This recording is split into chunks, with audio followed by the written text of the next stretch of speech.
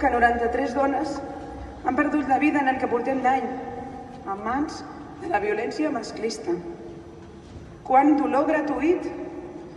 I des d'aquesta reflexió empàtica amb el patiment d'aquestes dones i el seu entorn, em va venir la inspiració i vaig escriure «Per què?». Amb tot el respecte vers totes les víctimes, només podia preguntar-me per què tant odi en lloc d'amor? Per què?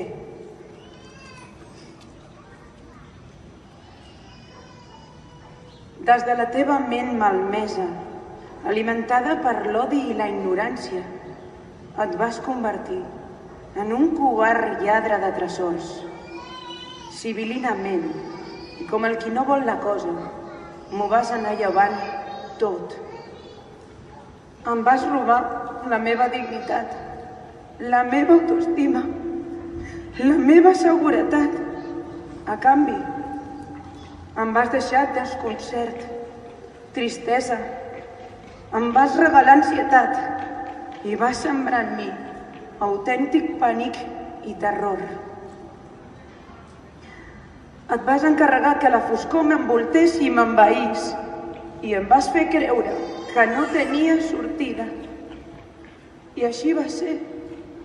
Aterrida, comptava els moments que vaig creure que em llevaries la vida, amb l'esperança de que no ho fessis, però ho vas fer. Em vaig quedar sense viure somnis, sense complir metes, sense poder estimar i protegir els meus fills, els qui has deixat destrossats, la meva família, els meus amics immersos en el dolor. En el foc del teu odi sense sentit, vaig perdre el més preat, la vida.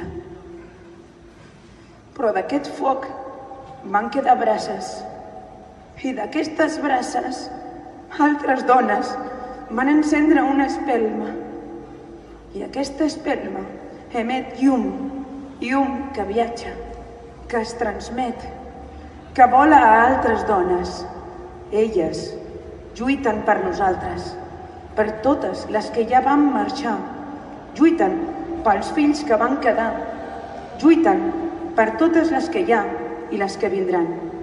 Aquestes dones que des de l'amor més profund, des de la comprensió més absoluta, caminen a la recerca d'enteniment, d'un món igualitari, on les dones no es quedin enrere, on el seu lloc sigui just, on la seva vàlua es respecti, un món on el masclisme no tingui cabuda.